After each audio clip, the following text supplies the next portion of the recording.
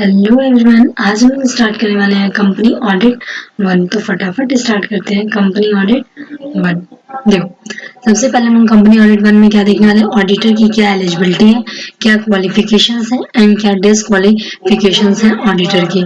Eligibility हम लोग देखने वाले हैं। एलिजिबिलिटी सबसे पहले हम एलिजिबिलिटी देखने वाले हैं। एलिजिबिलिटी में इंडिविजुअल कब एलिजिबल होगा और फर्म कब एलिजिबल होगा। Individual eligible for appointment only if is a CA plus COP. ठीक है, अगर कोई व्यक्ति है वो तभी अपॉइंट हो सकता है एज ऑडिटर अगर वो सीए है प्लस सीओपी है। दोनों चीज होना बहुत जरूरी है, सीए प्लस सीओपी। अगर सीए है पर सीओपी नहीं है उसके पास, ठीक है, यानी सर्टिफिकेट ऑफ प्रैक्टिसिंग नहीं है, तो वो किसी भी फर्म का ऑडिट नहीं कर सकता है। ठीक है, अगर वो सीए है लेकिन उसके पास सीओपी नहीं है तो वो किसी भी फर्म का ऑडिट नहीं कर सकता। ये एमसीक्यू में पूछ सकता है। ठीक है, उसके बाद दूसरा है if is a firm is appointed partner who are CA shall be authorized to act and sign on the behalf of firm। अगर कोई फर्म अपॉइंट हो रहा है, ठीक है, पार्टनर्स के तौर पर who are CA जो कि CA है, ठीक है, shall be authorized, वो authorized होंगे एक्ट और साइन करने के लिए on the behalf of firm. Firm के बिहाफ पे वो एक्ट भी करेंगे और साइन भी करेंगे। ठीक है, फर्म में कौन आएगा, पार्टनरशिप फर्म आएगा और एलएलपी आएगा। ठीक, अब हम लोग देखने वाले हैं डिस्क्वालिफिकेशंस। डिस्क्वालिफिकेशन में बहुत सारे पॉइंट है, ठीक है, तो इसको ध्यान देना आप लोग। ठीक है, ये एमसीक्यू में भी पूछ सकता है, केस स्टडी बेस भी पूछ सकता है। ठीक, any body corporate other than LLP formed under LLP act. ठीक है, कोई भी बॉडी कॉर्पोरेट, ठीक है, डिस्क्वालीफाई है, ठीक, ऑडिटर नहीं बन सकता है other than LLP formed under LLP act. लेकिन अगर कोई एलएलपी इंडियन एलएलपी है, इंडियन एलएलपी को छोड़ के कोई भी बॉडी कॉर्पोरेट है, इंडियन एलएलपी को छोड़ के कोई भी बॉडी कॉर्पोरेट है, तो वो ऑडिट नहीं कर सकता है। ठीक है, फॉरेन ई कंपनी हो, इंडियन कंपनी हो या फिर फॉरेन एलएलपी है, ये ऑडिट नहीं कर सकते। इंडियन एलएलपी कर सकता है, ठीक है, इसको छोड़ के कोई भी बॉडी कॉर्पोरेट नहीं कर सकता है। ठीक है, एक सेकेंड। दूसरा, तो ऑडिट कौन कर सकता है, हाँ, तो ऑडिट कौन कर सकता है, ऑडिट कौन कर सकता है, इंडिविजुअल करेगा, पार्टनरशिप फर्म करेगा और इंडियन कंपनी करेगी। इंडियन इंडिविजुअल करेगा, पार्टनरशिप फर्म करेगा और इंडियन कंपनी करेगी। कौन नहीं बन सकता है, इंडियन कंपनी, फॉरेन एलएलपी। ठीक है, Indian company and foreign LLP. Second point है ऑफिसर और employee of the company. Second point है ऑफिसर और employee of the company. Company का ऑफिसर या फिर एम्प्लॉय, ठीक है, ऑडिट नहीं कर सकता है, चाहे कोई भी ऑफिसर हो। ठीक है, कोई भी ऑफिसर या एम्प्लॉय कंपनी का ऑडिटर नहीं बन सकता।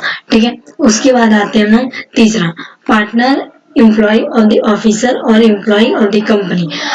अगर कोई ऑफिसर का पार्टनर है या फिर एम्प्लॉय है, ठीक है, ऑफिसर का कोई पार्टनर है या फिर एम्प्लॉय है, वो भी ऑडिटर नहीं बन सकता है। ध्यान से समझो, अगर किसी कंपनी का ऑफिसर का कोई पार्टनर है, ठीक है, या फिर एम्प्लॉय उसी कंपनी में और वो ऑडिटर मतलब सीए है प्लस सीओपी भी है, लेकिन वो उस कंपनी का ऑडिट नहीं कर सकता है। ठीक है, एम्प्लॉय ऑफ द कंपनी या फिर कंपनी का एम्प्लॉय या फिर कंपनी का एम्प्लॉय भी नहीं कर सकता है। ठीक है, कौन कौन नहीं कर सकता है, person employee, partners employee of the officer, officer का पार्टनर या एम्प्लॉय नहीं कर सकता है और कंपनी का एम्प्लॉय नहीं कर सकता है। ठीक है, फोर्थ पॉइंट देखते हैं। अभी तक हमने 3 पॉइंट्स पढ़े हैं डिस्क्वालिफिकेशन में। क्या क्या पढ़ा, body corporate other than LLP act, ठीक है, दूसरा कंपनी के, एक सेकेंड, ये देखो, ऑफिसर, कंपनी का ऑफिसर या फिर एम्प्लॉय नहीं कर सकते, किसी भी तरह के ऑफिसर या एम्प्लॉय कंपनी का ऑडिट नहीं कर सकता है। थर्ड चीज हमने देखा है, ऑफिसर के पार्टनर या फिर एम्प्लॉय कंपनी में है तो नहीं कर सकता है। ठीक है, किसी भी ऑफिसर का पार्टनर या फिर एम्प्लॉय कंपनी का ऑडिट नहीं कर सकता, उस कंपनी का ऑडिट नहीं कर सकता है और कंपनी का कोई भी एम्प्लॉय नहीं कर सकता है। ठीक है, कंपनी का कोई भी एम्प्लॉय नहीं कर सकता है। Fourth point, a person who his relative his partner, अगर कोई व्यक्ति, ठीक, उसका रिलेटिव हो या फिर उसका पार्टनर हो, ठीक है, इज होल्डिंग। ध्यान से पढ़ना है, क्वेश्चन नंबर 4 ये एमसीक्यू में भी आता है और डिस्क्रिप्शन में भी पूछ सकता है। ठीक है, तो देखो, a person who his relative, कोई भी व्यक्ति उस जो या उसका रिलेटिव या उसका पार्टनर, ठीक है, तीनों में किसी ने भी किसी भी तरह का इंटरेस्ट होल्ड किया है, किसी भी तरह का इंटरेस्ट या सिक्योरिटी होल्ड किया है, ठीक है। कहाँ सिक्योरिटी? द कंपनी और इट्स सब्सिडरी, चाहे वो उस कंपनी का हो जिस कंपनी में वर्क कर रहा हो, या फिर किसी सब्सिडरी कंपनी या होल्डिंग कंपनी, एसोसिएटेड कंपनी या फिर subsidiary of such holding company, ठीक है। तो वो किसी भी कंपनी का होल्ड कर रखा है वो डिस्क्वालीफाई हो जाएगा, ठीक है। लेकिन एक सेकेंड, लेकिन यहाँ पर एक छूट मिला है इंटरेस्ट पे। यहाँ देखो रिलेटिव को एक छूट मिला है कि अगर रिलेटिव ने किसी भी तरह का इंटरेस्ट या सिक्योरिटी होल्ड किया है, अगर रिलेटिव ने किसी भी तरह का इंटरेस्ट या सिक्योरिटी होल्ड किया है तो 1000 से ज्यादा नहीं होना चाहिए, उसकी फेस वैल्यू 1000 से ज्यादा नहीं होना चाहिए, ठीक है। तो यहाँ देखो, can relative can hold security या इंटरेस्ट इन द कंपनी और फेस वैल्यू नॉट एक्सीड पर रिलेटिव, ठीक है, 1000 पर रिलेटिव, 1000 से ज्यादा नहीं होना चाहिए। Indebted in excess of prescribed amount of 5 lakh. Second चीज देखो, कोई भी पर्सन या उसका रिलेटिव या फिर उसका पार्टनर, ठीक है, अगर उस कंपनी में इनडेबिट कर रखा है, ठीक है, लेकिन अगर वो 5 लाख से ज्यादा है तो डिस्क्वालीफाई हो जाएगा। 5 लाख है या 5 लाख से कम है तो वो व्यक्ति डिस्क्वालीफाई नहीं होगा ऑडिटर के लिए, ठीक है। मैं ऑडिटर की बात कर रही हूँ, ऑडिटर के लिए वो डिस्क्वालीफाई नहीं होगा। लेकिन जैसे ही 5 लाख से एक्सीड करेगा, वो या उसका रिलेटिव या उसका कोई पार्टनर, ठीक है, तीनों में से किसी ने भी अगर उस कंपनी से इनडेबिट किया है, तो अगर वो 5 लाख से ज्यादा किया है तो फिर वो डिस्क्वालीफाई हो जाएगा ऑडिटर के लिए, ठीक है। नहीं तो वो डिस्क्वालीफाई नहीं होगा। अगर वो 5 लाख भी है या उससे कम है तो वो डिस्क्वालीफाई नहीं होगा, ठीक है। कहाँ पे इनडेबिट किया है, चाहे वो उसी कंपनी में करा हो या फिर वो किसी सब्सिडरी कंपनी में, होल्डिंग कंपनी में, एसोसिएटेड कंपनी में या फिर subsidiary of such holding company में कराओ, ठीक है। थर्ड पॉइंट देखो, a person who is relative is partner, ठीक है, गिव अ गारंटी और any security in the connection with in debit of third party in excess of 1 lakh, ठीक है।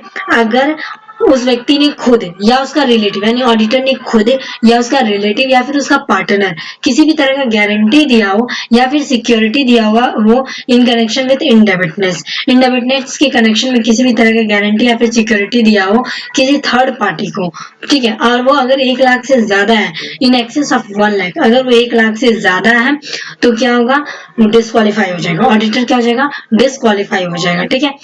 लेकिन ये चीज गारंटी या सिक्योरिटी किसे दिया हो, या तो खुद की कंपनी के लिए दिया हो या किसी सब्सिडरी के लिए, क्या या किसी होल्डिंग या एसोसिएटेड या subsidiary of such holding company के लिए, ठीक है। अब यहाँ एक चीज और देखो आप लोग, एक चीज और ये देखना है इसमें कि इज अ होल्डिंग, सॉरी एक चीज, हाँ एक चीज और देखो अभी आप लोग, ये जो पर्सन है वो खुद मतलब ऑडिटर खुद या उसका रिलेटिव या फिर पार्टनर, तीनों ने किसी भी तरह का इंटरेस्ट या सिक्योरिटी, किसी भी तरह का डेप्ट, ठीक है, जो कि 5 लाख से अधिक होगा, और किसी भी तरह की गारंटी जो कि 1 लाख से अधिक होगी, वो कहाँ पे दिया होगा, उसी कंपनी में जिस कंपनी में वो ऑडिट कर रहा हो, या फिर उसकी सब्सिडरी कंपनी में, या उस कंपनी की होल्डिंग कंपनी, या फिर उस कंपनी की subsidiary of such holding company में, ठीक है। तो ये तीनों एक पॉइंट बन गया आपका, ठीक है। बुक में ये तीनों अलग अलग पॉइंट दिया हुआ है, ठीक। अब इसके आगे देखो, अब इसके एग्जाम्पल्स दे रखे, अभी जो फोर्थ पॉइंट पढ़ी हूँ मैं, एक सेकेंड, अभी जो मैं एग्जाम्पल्स पढ़ी हूँ मैं उसी सॉरी अभी जो क्वेश्चन सॉरी अभी जो मैंने फोर्थ पॉइंट पढ़ा है उसके यहाँ पर पॉइंट्स दे रखे हैं, ठीक है।